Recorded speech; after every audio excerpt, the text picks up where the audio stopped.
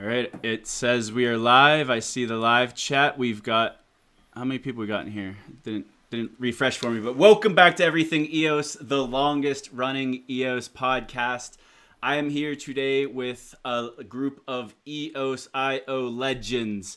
I don't think a single one of you guys need an introduction. None of you guys are first-time guests here. If anyone watching, if you're an EOSIO or EOS newbie, just Google any one of their names. You'll see a pile of experience. I'm here with Bart Wyatt, the VP of Engineering at Block.one, Tal Muskal, the CTO at Liquid Apps, Raman Bindlish, the founder of Blockstart and managing partner of Blockstart Ventures, Syed Jafri, the founder of Blocks.io, the VP of Blockchain at Proton. He's also the winner of the $200,000 EOSIO challenge last year for building the Ethereum virtual machine running inside an EOSIO smart contract. Thank you all so much for joining me today. Thanks for having Thanks us. for having. So I'm really excited about today's call. It's an honor to share the screen and stage with you guys. You guys are all so accomplished. I feel like I almost just want to be a fly on the wall today and listen to all of the conversation that happens. But let's kick this off. This is the question that's been on everyone's mind. It was the number one question people were poking me about to ask you, Bart. And I think you knew this one was coming. But I know it's on everyone's mind, and I wouldn't be doing my job if I didn't ask it. But 2 weeks ago, Dan Larimer, CTO of Block.one, co-founder of Block.one, put in his resignation. What are you able to share with us today about the company's reaction when the news came out on a Saturday night at like midnight? And does it impact any of the plans for EOSIO or any of the other internal products? What are you able to share with us about that today? Yeah, I think we should get this 800-pound gorilla out of the way so we can talk about more fun stuff.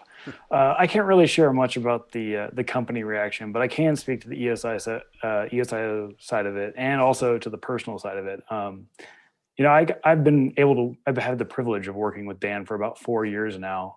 It's just shy of that, our total relationship, and it's been really amazing to work with him. I think everyone on this call, our lives have certainly been touched by Dan. And so I do want to say, I wish him the best in whatever's coming next for him. And I can't wait to see, what that is. And I'll be on the sidelines with everyone else, finding out what that is coming from Dan, basically at the same time, but I'm excited to see it. As far as impacts on EOSIO and as a result, EOS, I think what I can say is we've already been kind of moving into a different mode of operation for our EOSIO product. And you might have noticed these effects over the past year and a half or so.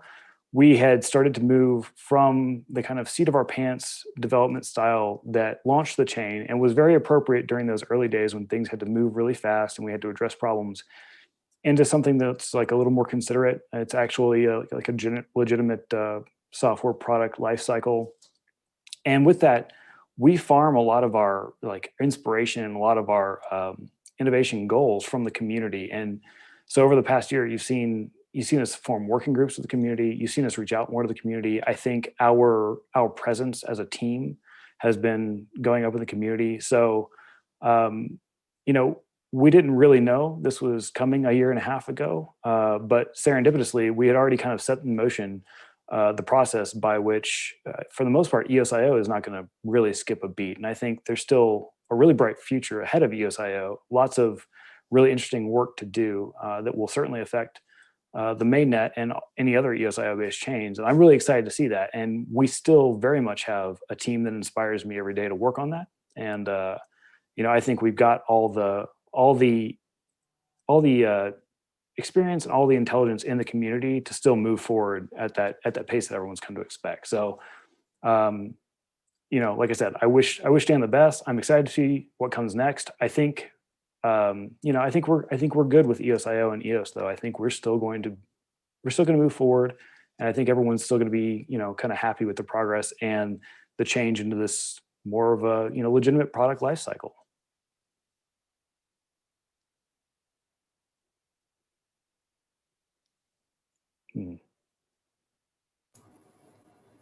I can't hear you, Zach.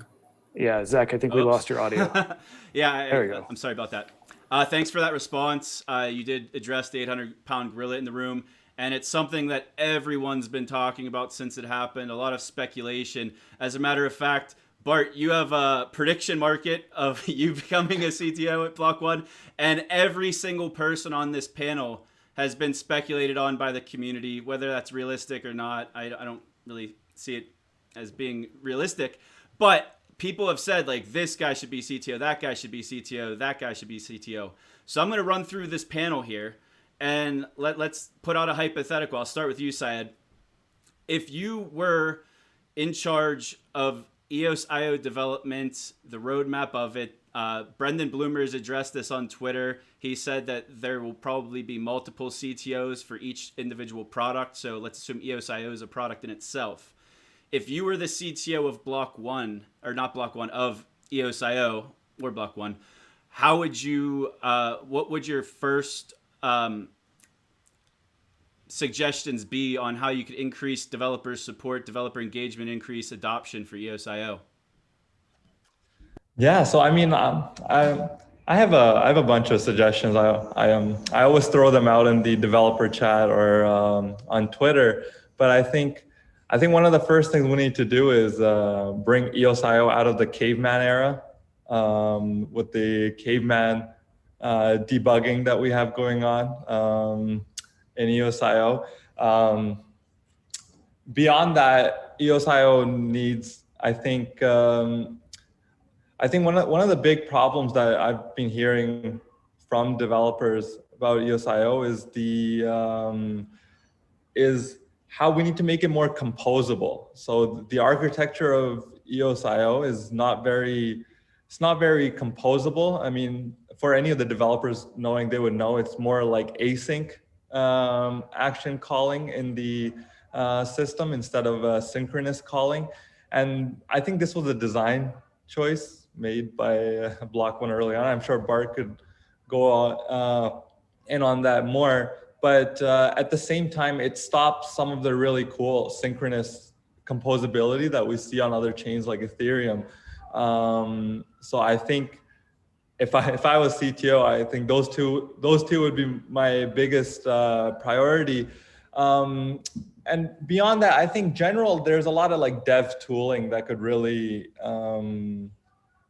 be crucial. You know, like even something as simple as, I know Block.one funded EOS Studio, but I think that almost needs to be like a core product of Block.one, of allowing online compilation of contracts, online IDE, just fully hosted, that runs immediately for developers, so people don't even need to run local environments, etc.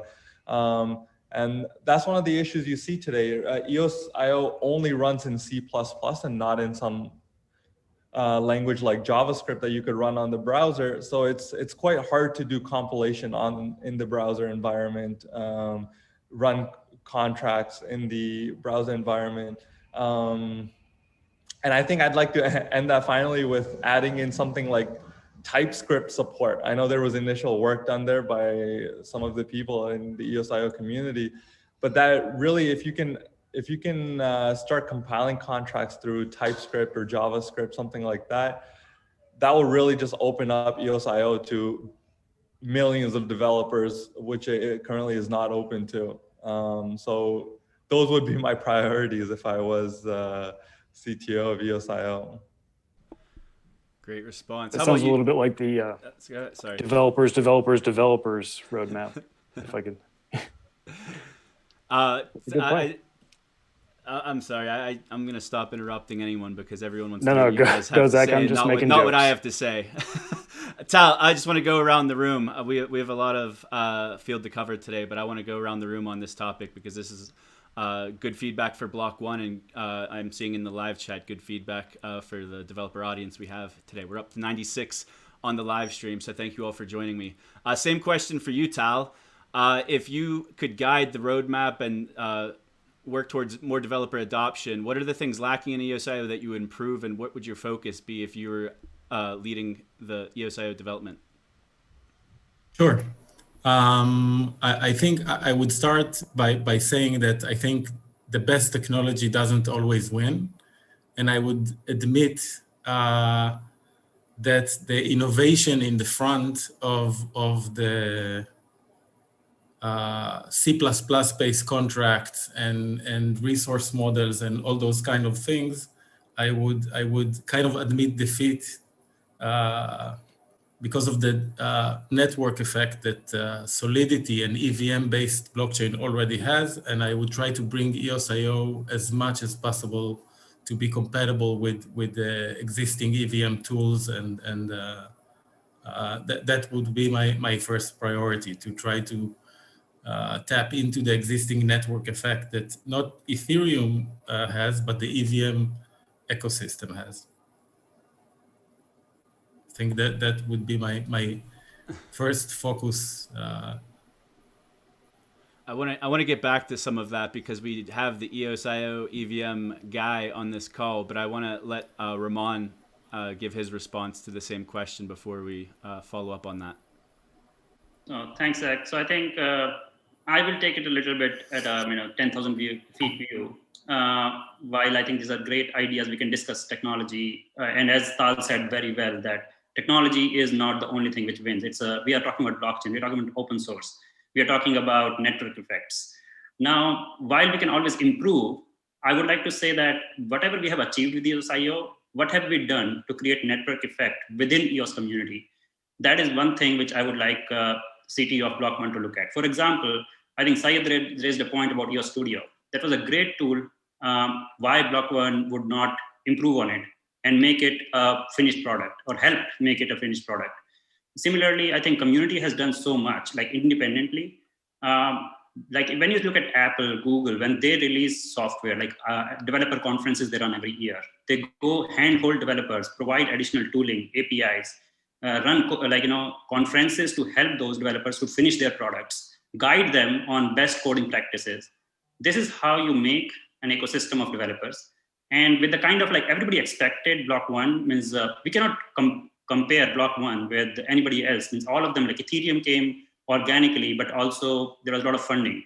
And we all expect Block.one, and I'm hoping that CTO of Block.one would have enough backing from Block.one in terms of funding to run the basic things about how do you bring community projects and how do you make them successful, and not just focus on internal projects. Like a lot of focus, I think even the community is waiting for what Block.one will release next. Means why is that? Means that's not how you build open source, or that's not how you build network effects.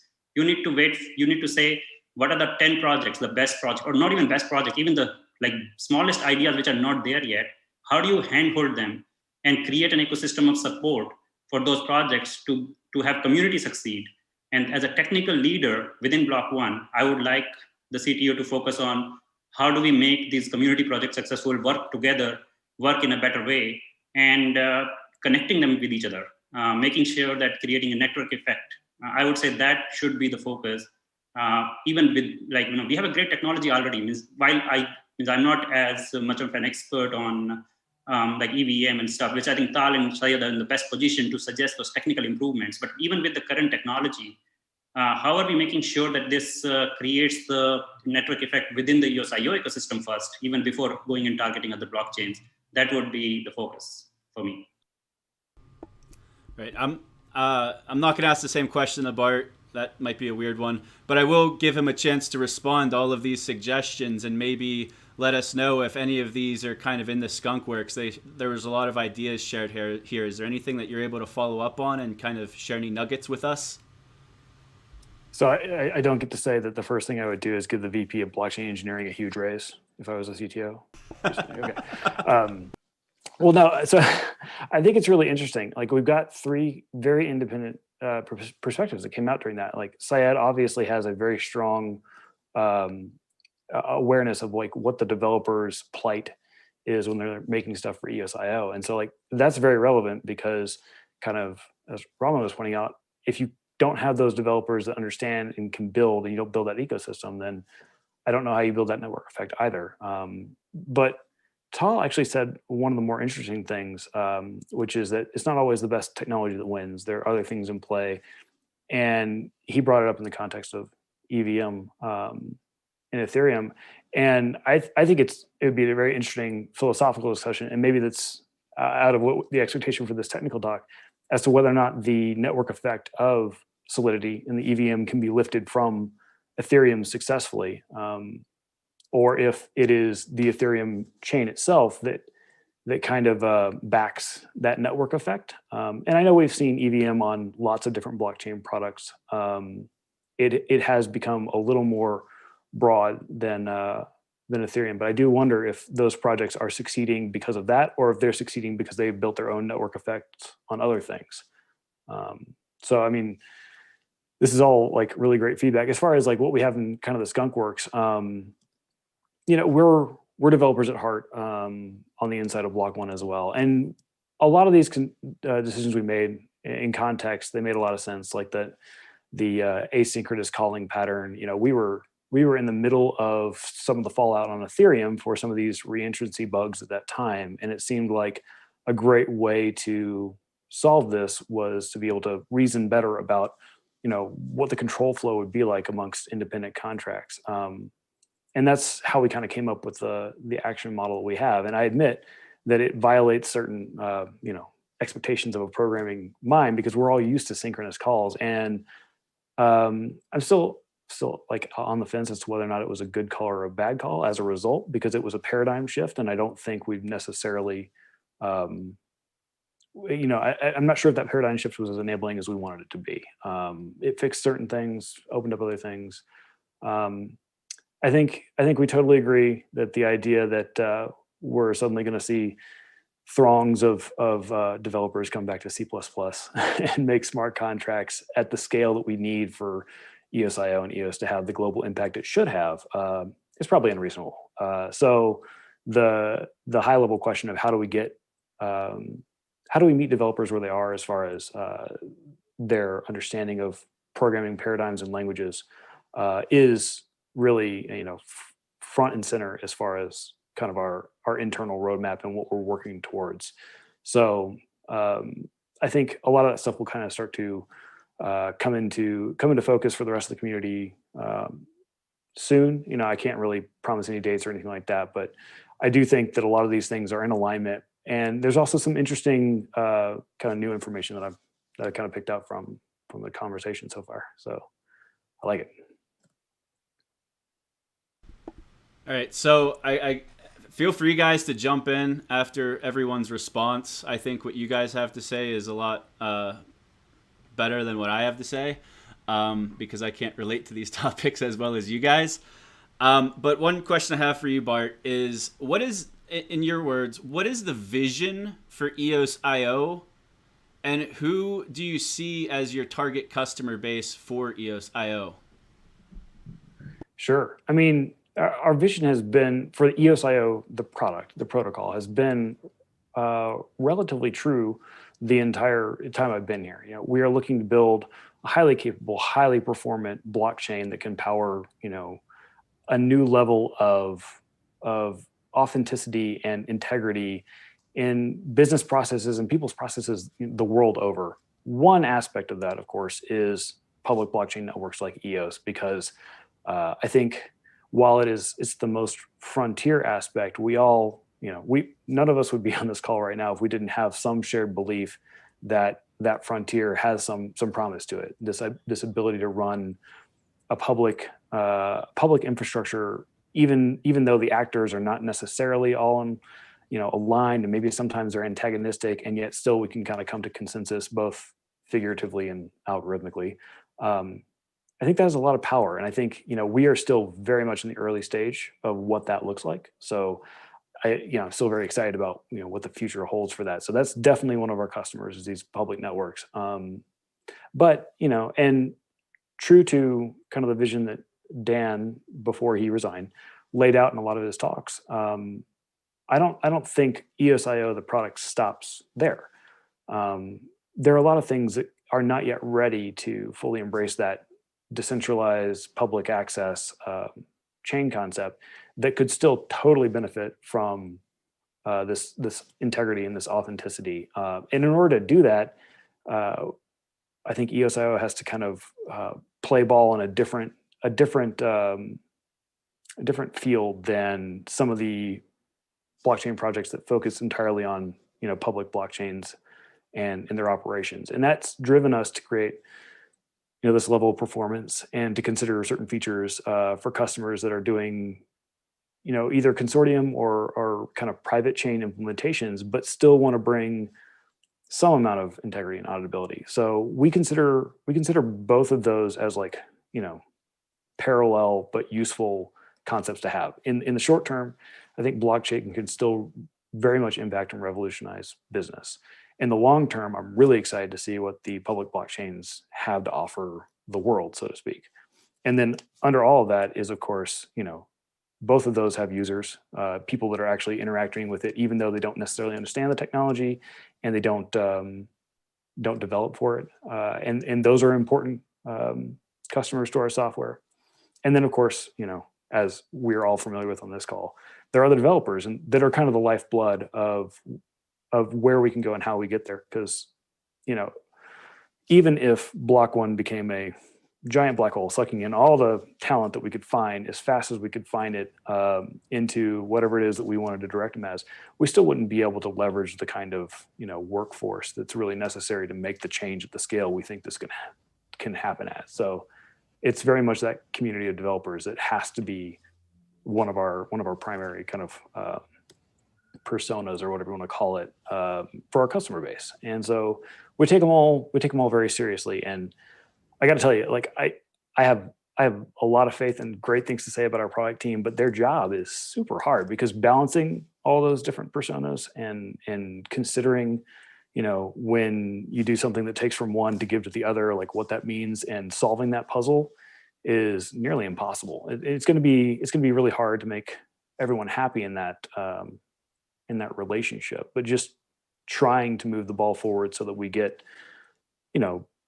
better support on all those fronts is kind of like the tactical side of the core vision of just making, the best performant blockchain that can help us architect integrity into the world.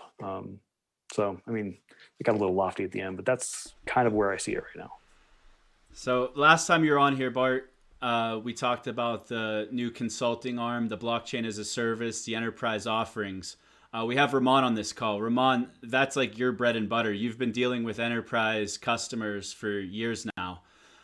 What's the reception like when you're approaching a new customer or new potential customer and you tell them that EOSIO is the best technology, this is the one I want to use? Like, what are the initial reactions? Do you get a lot of pushback? And if you do, what kind of solutions would you recommend to improve that? Sure. So I think let me first take up what Bart said in terms of public blockchains being customers for EOSIO, and I'm glad to hear that is seen as an important aspect. Unfortunately, I have not heard the same things from some other, like for example, the enterprise in Block.one, within Block.one, when we talk to the enterprise group and so on, which is trying to help get this into like enterprise EOSIO efforts. But anyway, coming back to your question, Zach, on because what is the advertisement for EOSIO? That's a public blockchain, right? When everybody who comes to blockchain, they look at Ethereum is the biggest smart contract platform. And then we have this recently Polkadot emerging and many other smart contract platforms emerging. And if there's no public blockchain, kind of marketing efforts, or there is no like good reputation built around public networks, then it's very difficult to sell the software. It's very difficult to sell EOSIO-based solutions because, of course, it's a great, I think we can always talk about the speed of EOSIO. It's very easy. When we get to the technology level, to the people who do not have any preferences, EOSIO is not a tough sell. And then you're talking about blockchain and bringing, it doesn't matter to them which stack you use. But when we talk about people who are like aware of what is going on in blockchain world, who are coming from the, the reputation angle, EOSIO, it's many times we hear anything but EOSIO. Don't even talk about EOSIO. Let's focus on something else. Can you do something else?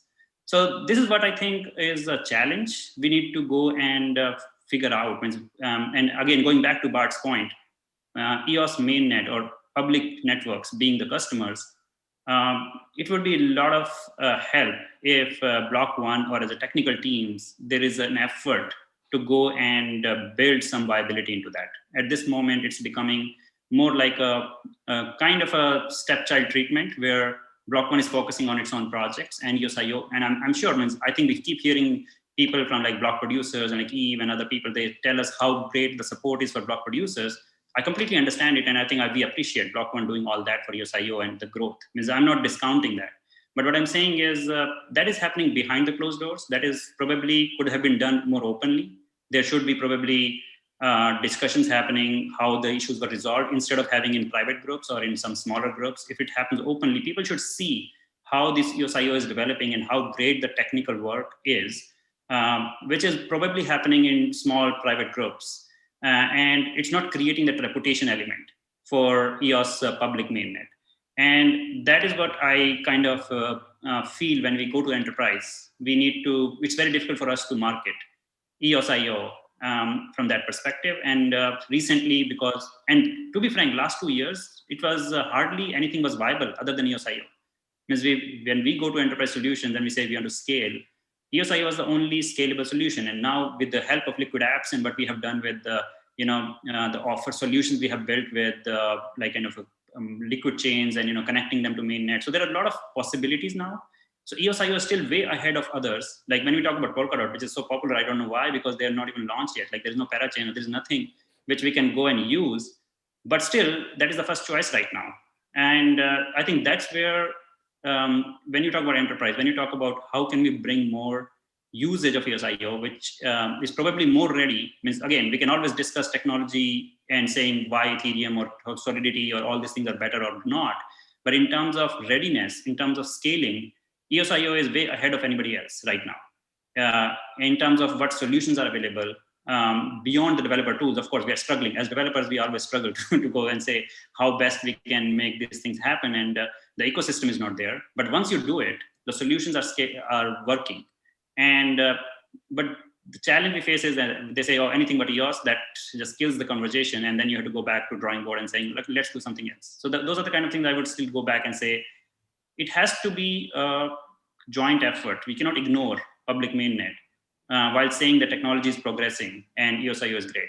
Because that's what is the marketing channel for any software, blockchain software, because it's ultimately open source. And it is, if you prove that you have the longest running reputed chain and a public network, that is the best advertisement for enterprise to go and trust EOSIO and say, yes, I want to build on it.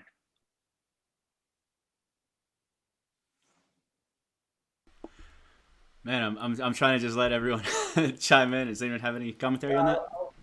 I was saying, I agree. I think, even going back to what Tal said about EVM, and Bart's question, I don't think the EVM really, sure, it adds some interoperability and the fact that people can take like Solidity contracts and can deploy it. But you got to think about that. The EVM ability has been on, let's say, Tron forever. It has been on other chains for a very long time. Even something like ETC, right? Is just a fork of Ethereum. It has EVM capability. Just adding EVM capability and making it faster, really, which is what a lot of chains are doing now. If you look at something like Matic as like a layer 2 for Ethereum, et cetera, they're all just faster EVMs. That's not really going to cut it long term, I think, for a chain, because one day or another, Ethereum will just catch up to that, and it'll have a faster EVM too, and with the network effects, it'll roll over. So I think you really need to attack it from a different perspective, from a different angle, and I think one of the best ways, and I want to go back on this point, is one of the best ways you can do this is by tapping into a developer base that I think no one really has. Like, I think if EOSIO could prioritize getting EOS contracts working through, let's say, like TypeScript or JavaScript, it really will open up EOSIO to millions of developers that can't do contracts anywhere. EVM is still almost like a completely new language. Like, sure, it might be, you might be possible to go from JavaScript to Solidity, but you still have to learn a shit ton of new stuff. Now, compare that to, let's say, EOSIO, you can make contracts with JavaScript. I think that would really attract a lot of developer talent. For the market itself, I think the market, like for enterprise, there's no other answer really than a lot of marketing. Like you need those evangelists, Block.one funded evangelists, essentially, who are going out and evangelizing EOSIO to these Fortune 500 and other companies. And in other ecosystems, you see this happening very readily. I mean, I'm not sure about how much of that is happening inside Block.one because I don't have visibility there. But you look at the Web3 Foundation, they have evangelists. You look at Consensus, they have evangelists for Ethereum.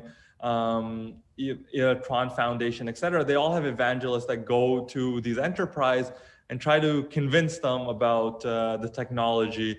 And once you have these evangelists, then you can really start to clear out some of the misconceptions, because a lot of these people that, like, let's say the Raman is going to, they've just never heard of EOSIO, or if they have, it's in a negative light. So if there's already a communal effort or a strong enterprise effort to dispel these myths and dispel the negative connotations that are just starting to bud or have already formed, it really makes it much easier to create a network effect, be it in the enterprise world or outside it. Outside the enterprise world, it takes the same thing. You need marketing of the software essentially to dispel the negative sentiment that has formed around it because of market sentiments or people seeing EOSIO as a threat initially to their own investments. So it really, I think, needs a concerted marketing push for the software. And it might feel weird. You might think like Facebook doesn't go and market out React. Other softwares don't need it. But I think in the environment that we are, that is what EOSIO needs today to succeed in the long term for enterprise and outside enterprise as well. One thing I would like to say, Syed, like I completely agree with you. And I have actually found easier to hire C++ developers than Solidity. And it's much easier. There are many more people out there who can do it. They don't need to know blockchain because you can just teach them how to write smart contract, which is much easier in C++ than Solidity. On the other hand, I think when you say marketing, Facebook doesn't. Facebook does. How they do it is by supporting React developers, by solving their problems, by hosting forums, and their Facebook.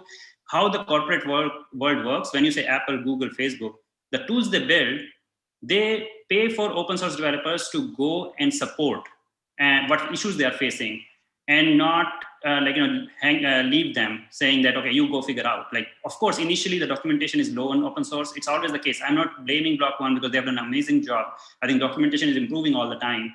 But let's say when the community starts engaging, and in 2018, when we were running we had 100+ people in Silicon Valley coming and attending EOSIO workshops. We had hardly any tool, and we spent like half a day just trying to set up a basic environment to develop. And that was unfortunate. But on the other hand, when at that point, there was hardly any help available. Even today, as I think we are discussing all these tools, developer tools have to be improved. There have to be direct outreach and special community people, which are driven by and backed by probably some of the investments that are going into EOSIO development itself. Instead of developing next year EOSIO 3, we have to first make sure that EOSIO 2 developers get the support they need. And there has to be a very, very strong network of support engineers for that.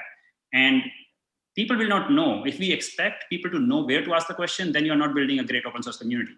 The writers of the software, when you say Facebook, Google, Apple, they reach out to developers, and they actually fund the community support people to go and actually reach out to how they are facing problems and solving their problems, rather than waiting for them to come and find the right channel.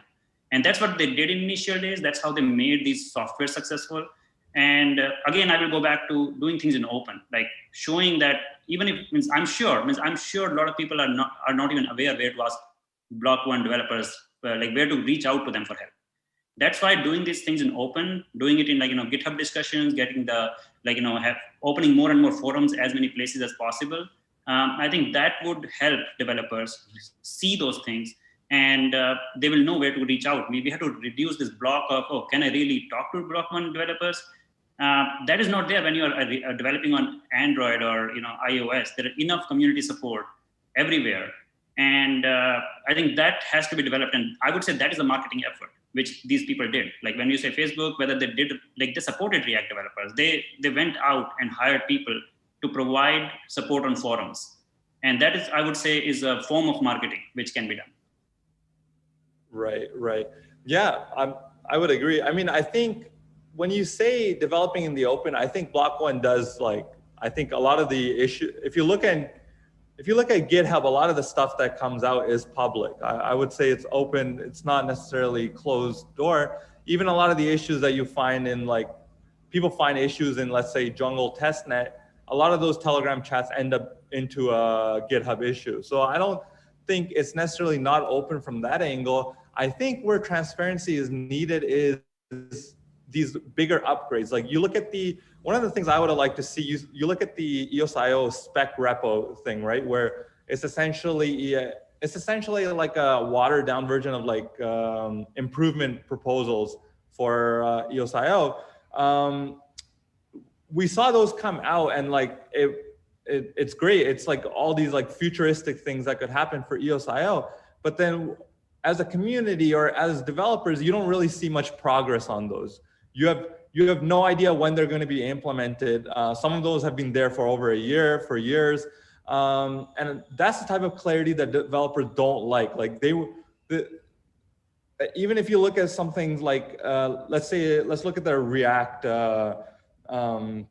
timeline. Like when they have these improvement proposals, they'll give a target date. Like this will come in Q3 2020, or this is coming in Q4 2021. So developers have a mental model of like where the software is today, where is it going? And that clarity does not exist in EOSIO today. I'd love to hear Bart's thoughts on that too. I mean, I think you're spot on. That level of clarity, we don't have an external roadmap right now, so that level of clarity isn't available. The spec repo is kind of a very interesting topic to bring up. I think, and I won't claim that we did a great job communicating this, but I think what we were hoping is to have a little more of a discussion with the community on those things instead of treating it like you would in React, where this is an improvement proposal, so you can start making yourself aware of it. Your expectation is that it will change in minor ways at most before it goes live on whatever the date it is. In terms of EOSIO, and really software development in general, you're always making choices. We can't necessarily build the perfect software that does everything. So we have to kind of triage and like rigorously prioritize these things, and then also close some doors. Some of the things in the spec repo are that kind of feature where in order to build and deploy that, we would be closing doors on other things. And so we want to be able to understand, where our community of developers is at, and make that decision somewhat in conjunction with them, so that we know that when we are essentially committing the community to close some doors, that everyone's okay with those doors that we're closing. And we could get more specific about it by taking like a specific one of those spec repo topics, but that's the kind of level at which that spec repo is supposed to operate. And I think unfortunately it kind of failed to launch. We didn't get a whole lot of meaningful interaction with the community out of it. And so we didn't get the information that we really needed to go forward. And that's also why some of those features have kind of hung there for a while, because we still have to make some hard choices about them. We still don't feel like we've gotten, a really good viewpoint about whether one decision or the other would be better accepted by the community. I mean, there are proposals in there for things that would dramatically affect not only how you buy resources on a public network, but how they are used and how they are usable. And those are big decisions that I don't think really, I don't think it's appropriate for like the technology tool provider to make unilaterally. So we do need to figure out what it is, how it is we are going to make some of these more difficult decisions with the community so that we can progress on some of these fronts. And, that also traces back to the whole idea of there's also this question of, even if we have some of these things roll out and make the technology innovation move forward at a rapid clip, can we get to where we want to go, both as a product team and as a community, based on that technology innovation alone? Because, believe it or not, Block.one has constrained resources in that we've only got so many developers we can allocate certain things. And so we have to trade between, this feature, which could kind of push the boundary of what a public network does right now. And maybe that bears fruit because it gives us some sort of like differentiation from Ethereum that they can't instantly say is like coming in Ethereum 2.2 or something like that. Or we can kind of address some of the concerns that I feel like Raman's bringing up, where it's like we need to go out and solve the problems for the people who are out there right now building those relationships. And those aren't always the same path. Sometimes those are very divergent paths. And Block.one is not yet perhaps, but not currently a mega corporation with thousands of developers to kind of move around the map and allocate like we're playing a game of Risk. We still have a very tight, cohesive, small team on this core product. And so we have to make those kind of tougher choices. Do we pursue some of the things? I think if you look at the 2.1 features that we put out, you can see a pivot into focusing a little bit more on some more practical things like, what are we going to do as far as like data scaling in the future? Can we get something that's not in RAM? What are we going to do as far as like hardening your infrastructure against, failures and disasters? So we're kind of in that, the pendulum is swinging that way right now. And I think you can see that reflected in what we've released. And it might need to swing back. It's certainly an interesting conversation to have into some of the more innovation things. I don't know that we can necessarily or want to necessarily unilaterally make that decision as Block.one. So we are definitely hoping for a little bit of community feedback and participation there to help us know, not perfectly which way to go, but at least better map the resources we have, the people that we've trained up to be able to do these kind of complex, hard things with the, triaged primary list of like, okay, here are the things that can be most impactful to our success as a community tomorrow, in 3 months, in 6 months, 8 months. And knowing those kind of like horizons gives us the ability to refine that internal roadmap, which we have and we're working to, and maybe get it to a point where it becomes a little more cohesive and communicable. Does that make sense? Mm-hmm. Actually, one of the questions that I've heard from the community often, and I guess from developers, is when is Block.one going to introduce zero knowledge primitives into code, which have been around in essentially every other major blockchain for years now, but not in EOSIO. So, I mean, here's an interesting insight into kind of like some of the thinking that goes on behind the scenes, particularly on that topic. We have at least, I'm only going to talk about two major pathways to take on that.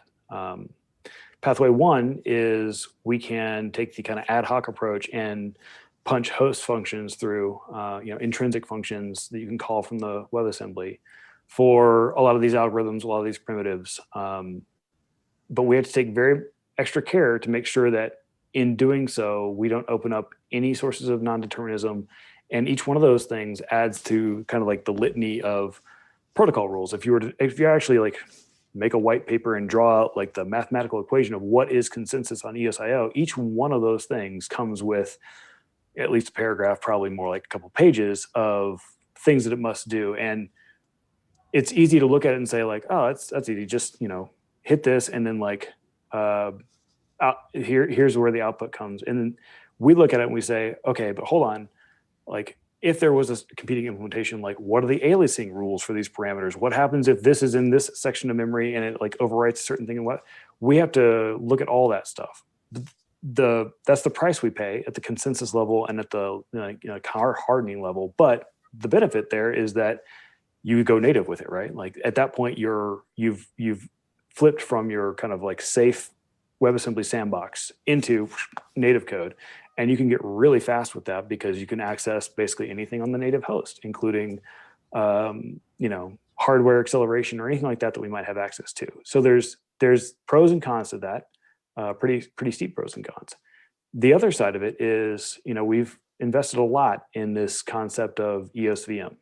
And we have a lot in the future that we're going to invest in terms of making that VM smarter, and making particularly the like JIT step, the compilation step that turns it into native machine code a lot smarter.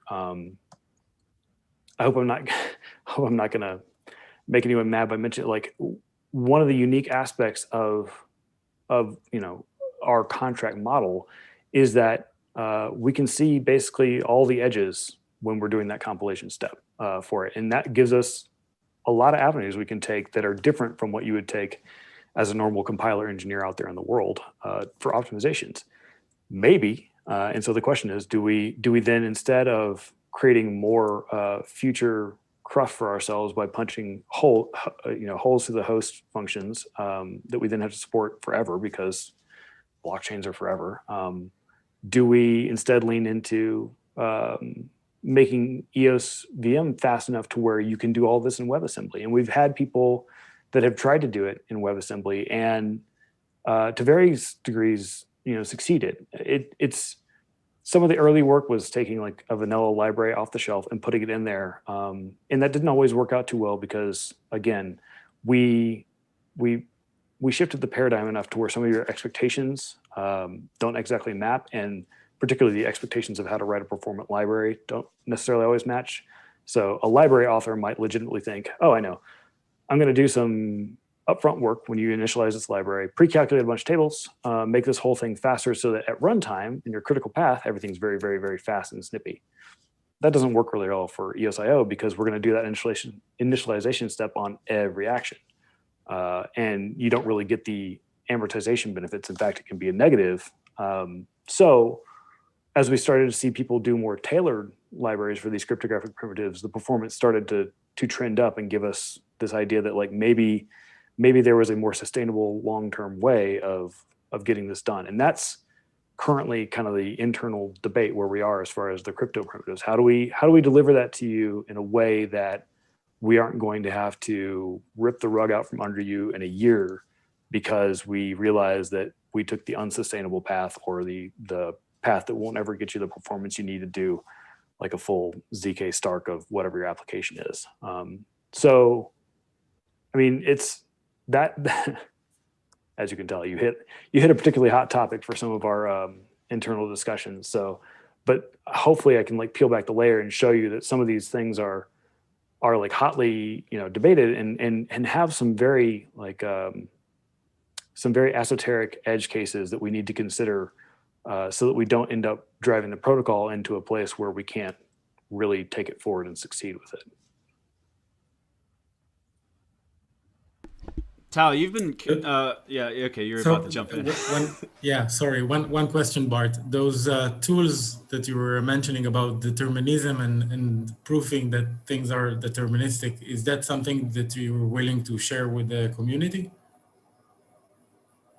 I don't quite recall which tools I was talking about.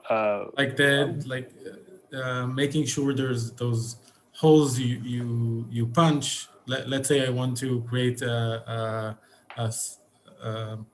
side chain or a sister chain and punch my own holes. I think it can be useful to have the exact kind of the exact same practices that you use for that process. Sure. So we don't have that toolified or programified right now. That's more of the educational component kind of inside of Block.one of getting people from new developers to blockchain technology to the expert level they need to be able to like make these surgical changes. It is something that I think, from a contributions to the greater technology world that I would like for us to be able to formalize and release as, courseware and things like that. But it's a super advanced topic. So it might be a while before our training portal includes, advanced blockchain concepts 500 that has 7 years of prerequisites for, and only one person or two people on the planet are gonna take. But it is fascinating work. I think maybe the better option there is to eventually get some of these people who do this day in, day out. If I can get them to stop having massive migraine headaches, to kind of come out into the world and start talking about some of these things so people can get an idea of the level of rigor we apply to some of that stuff, for sure. But it's not something that we have like formal verification for yet. And in this case, I'm talking about protocol level stuff, not necessarily like smart contract application level stuff. Even though they play together, it's not the same necessarily.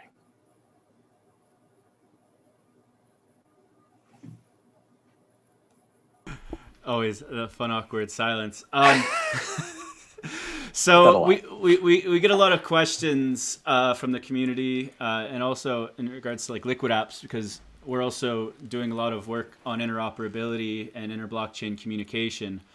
What are some of the features that were released in EOSIO 2.1 that kind of work towards that native IBC? And is anything being done as far as interoperability with other types of networks, such as the EVM-based chains?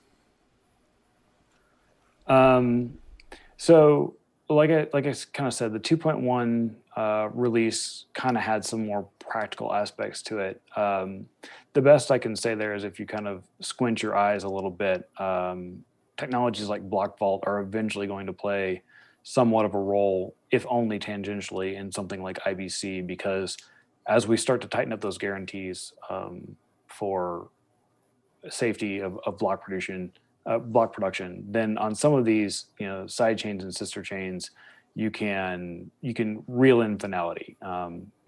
Public networks like the mainnet are always going to have this kind of trade-off between public security and finality. But some of the side chains, some of the sister chains might not necessarily have the same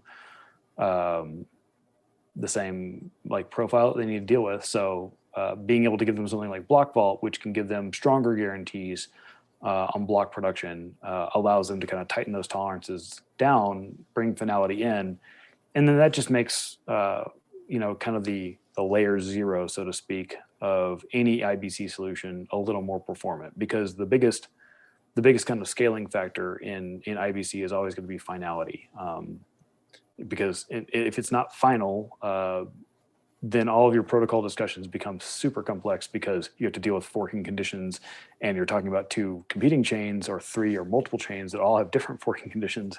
So, it's almost like an unsolvable explosion of complexity if you don't wait for finality. But then again, finality creates latency. And so it's a trade-off. But there's nothing else kind of directly that deals with enabling like an IBC type of thing in the 2.1 release. As far as like enabling interoperability with other chains and stuff like that, we always have internal work going on stuff like that. There's nothing to really talk about yet, and nothing to speculate on release, but it is also a hot topic for us.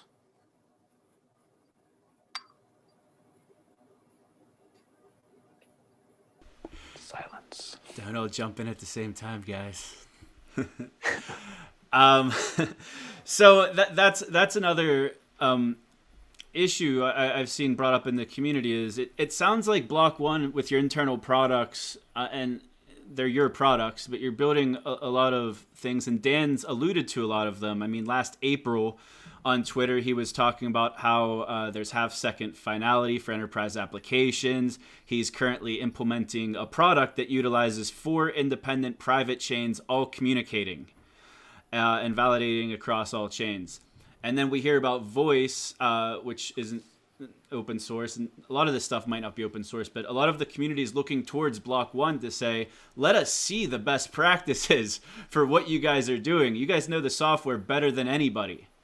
Are there any plans for Block.one to open source any of their multi-chain enterprise applications so that the community can learn what the best practices actually are from you guys? I mean, I think that's fair criticism for sure, and I can't really speak to plans to open source some of the products that Dan was talking about when he was making those tweets and things like that. I do think, I do agree that these kinds of the things that we learn from doing these technological push and lifts are definitely things that would have value kind of coming out and into the world. Just like, we were talking about with the consensus stuff, they're advanced topics. And so I think, it's it's a different skill set, and it's easier for us on the engineering side to conceive of and test these things than it is for us to kind of explain things and teach people. So I think that's some of the friction that contributes to why these things don't instantly come up and out. But I agree. In the future, it would be nice if some of these things could be disseminated. But I think we still have to figure out an effective way to do that. Otherwise, I think the alternative looks like a deluge of random repos, and it's like, how would you as an external person ever hope to navigate that? Like on the surface, you could say like, well, people will pick through it and they'll find the things, but that to me is kind of a misgiving. Like I don't really expect the community to work that hard for like little tiny pieces of it. So I would prefer to be able to like put out something more cohesive, easier to ingest and then build upon. But we're not there yet. So I think the community is already kind of digging into every last detail of everything that's already out there. So I'm not sure that's correct. I think everything that's every reference will be better than nothing, in my opinion.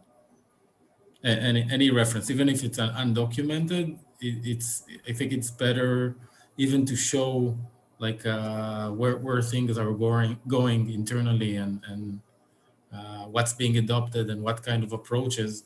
I think that would be very helpful for the entire community. And also, I would like to add to that what Tal said. Like, I don't think anybody, even like, it's very difficult to track decentralized development. And I can tell you, like, Block.one would be surprised to see how much development is going on, even though there is all this negativity around it. The EOSIO is being developed, like, though so many people are still developing. And assuming that it will not be useful, I would say is a big mistake from Block.one. Means anything you can put out there would be very, very useful. And we don't want to reinvent. That's the whole point of open source, right? Nobody wants to reinvent things. You want to give as many examples as you can, which you have developed to be used. And that is all about, like, we started with that network effect question. That's how you create network effect. If you have templates, you have solutions which people can join together and form new ideas. And that's the best contribution Block.one technical team can give to the developers, where means the cost of development reduces for new solutions. If you have examples, if you have solutions out there which you have built, which can be useful. Yeah, and I wouldn't even wait for examples to be like stable and finalized. We can expect that if you're rapidly prototyping things, we can expect things to be in alpha stages. But I think it's still better than getting things in like changing the roadmap every 6 months, like in a more monolithic way.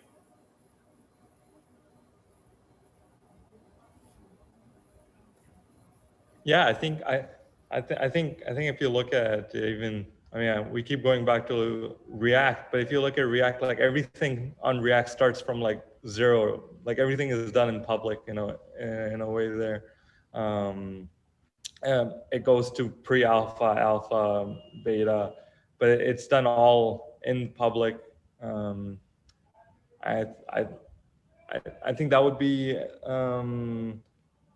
yeah. I think it would be nice to see that in the public. Even if there's things being tested internally, like trade-offs or different paths, as you talked about earlier. It'd be nice to see how some of the conclusions were reached of whether to go forward with a decision or not.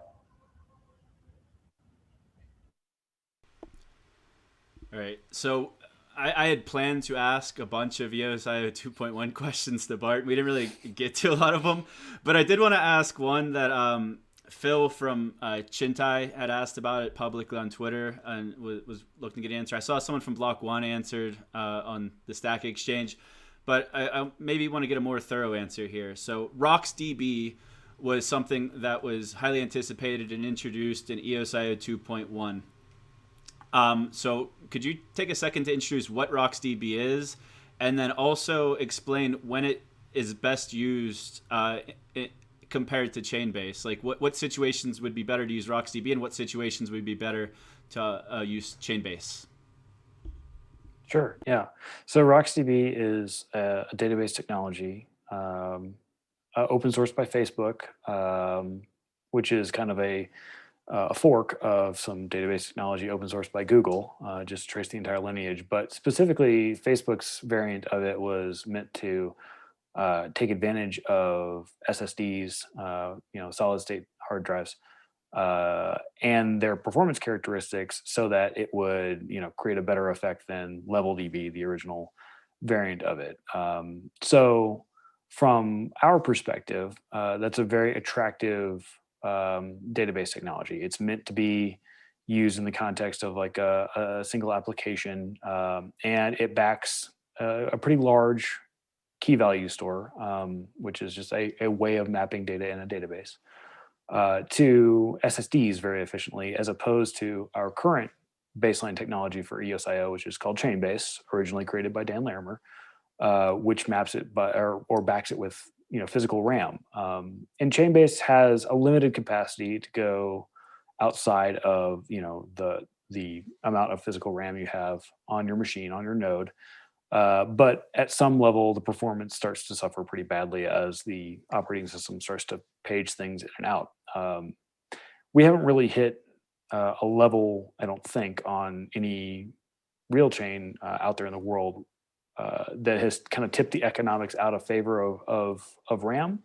But there will be some point when the amount of RAM you would want to put on a single node in order to process a chain would get so out of hand that it's just the economics don't make sense as far as like sustaining that chain. So it's kind of this is kind of I don't know, like a Y2K style problem for EOSIO. We know that at some point in the future, and we don't know when exactly, EOSIO based chains will exceed the kind of economic feasibility of backing everything with physical RAM, at least at the ratio that Chainbase does it right now, which is not to say that there's not a future RAM-based technology that might work. It's just that we know we had to make progress on this. So RocksDB was kind of a promising first attempt. There always has to be a first attempt when you're trying to take something and kind of fan it out into multiple options. So a lot of the work that you get in 2.1 is actually not on the surface. You can't really see it. It's all the work that happened behind the scenes to make it to where you could, have multiple backing stores at all, whether it's RAM-based with Chainbase or whether it's disk-based with RocksDB. So, I mean, that's kind of like the history of the problem we're trying at a high level, the problem we need to solve and why we were looking at RocksDB. It gave us a different set of economic things to tweak. Now we can talk about, okay, well, what's the cost of having SSD space on a node instead of physical RAM?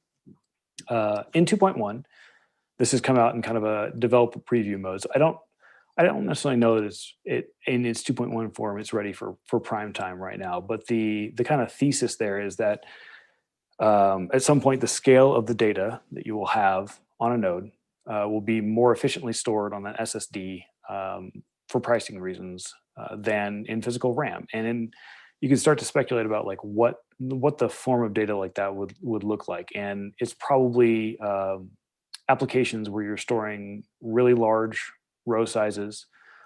So if you think about it, like our token balances on the EOS mainnet are very small. So having a lot of token balances, like running a digital currency or something like that, is probably not the use case that's eventually going to push you out of RAM.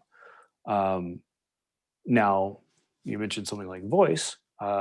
Voice is storing, well, I actually don't know what voice is storing. They're their own application, but let's speculate that we've got some sort of document publishing platform and they want to store the documents on the chain. That's going to be much bigger than a row in the database for like a currency balance. And it could be, really large, like multiple K, maybe even megs. That database is going to fill up a lot faster than your token database. And that database is the one that's going to, that blockchain application is the one that's going to threaten your kind of like upper limit of viability for a RAM-based system faster. So that's the kind of system. And I don't know today if you benchmarked it because it would be very hardware dependent and all these things, whether or not you'd get a better result out of Chainbase or RocksDB for that specific application. But that is conceptually the kind of application that we think we need to enable in the future, because that's the one that we think is most likely to fall outside of the limits of the RAM that you can put on a node effectively. And whether it's RocksDB that ends up being our final solution to that or some other database technology, again, not sure. The first step is having any optionality there. And then the second step will be refining RocksDB, getting it to the point where we think it is as ready for prime time as it can be, letting the community provide feedback. Here's a use case that worked better here and there, so that we can educate ourselves through kind of like that collaboration. And then maybe that's it. Maybe we need to look at other database technologies in the future and give even more configurability at that level so that people can get really precise about mapping their kind of infrastructure needs to their blockchain applications. For something like the public network, like a main network, that presents a very interesting case of like multi-tenancy where you don't necessarily have any kind of like cohesion on the use cases. You could have lots of highly varied use cases. And I think that is in itself a use case, like this kind of like bag of everything is a use case. And we might need a specific database technology to get a public mainnet past that gap, past that threshold whenever it comes. So that's kind of the thinking behind the RocksDB feature, where we're at right now, and I think kind of where it goes in the future.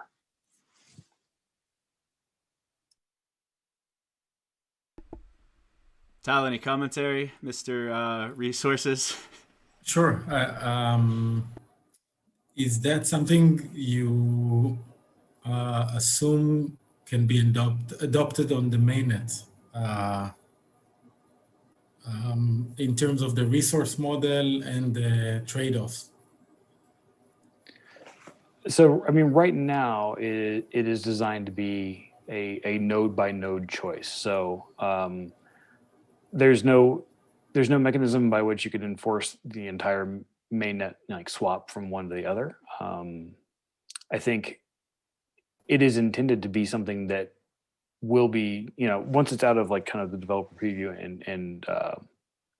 and as good as we can make it, I hope it's something that can sustain the mainnet for now and going forward in that kind of like heterogeneous mode where some nodes are going to run it because they want to pay the cost for SSD style access, and other nodes are not going to run it because they're more comfortable with the RAM based backing. And then it would be kind of community driven and loose as to whether or not the use cases on the mainnet end up making, shifting the node operator economics one way or the other. Like if they all consolidate on a use case that is really bad for Chainbase, then that would naturally shift nodes over to like a RocksDB or a different technology. And we've also provided a go-between, so you can transition from one to the other using the portable snapshots seamlessly. So there's not a whole lot of lock in there, and there's a lot of room for experimentation.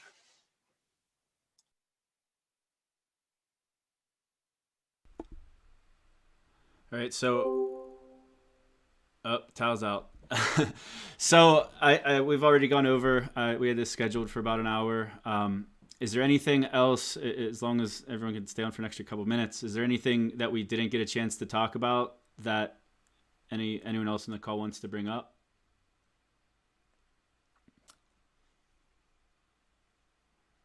So we will take that as I think it was, always a great discussion. Let me just round it up by saying, technology-wise, while we can all, like when you're developing, there is no end to what you would like to see, right? You always want it to improve and give you more features. I would just like to round it up by saying that in terms of feasibility of what can be done, in like at least in a public blockchain space right now on EOS, there is much more than any other chain today in terms of what you can scale, what you can deliver, along with the community tools, like along with the scalability. Like even we were talking about this, the RAM issues and all. This has been solved as a community tool, like with Liquid Apps. We have already productized quite a few things with VRAM and so on. So it's a matter of how do we grow as a network, as a software building developers communities. I think that is one thing I would like to see going forward. While of course it's a great thing to see the technology improve itself, and all these discussions we had were amazing. But I would say we are way ahead in technology. While there are some deficiencies, while there are some wish lists on what is missing, but there's still, in terms of what can be done, is way more than what can be done on any other chain. So I would look forward to how we can work together. As I said, like there are a lot of individual teams who are spending a lot of effort and been doing it for like last 2.5 years since the mainnet launch. We do need some way to collaborate better and some forums to enable those kind of activities. I would say that is something in this new year, I would like to see that developing in some form or other, and would love to hear that feedback from Block.one and the rest of the community as well.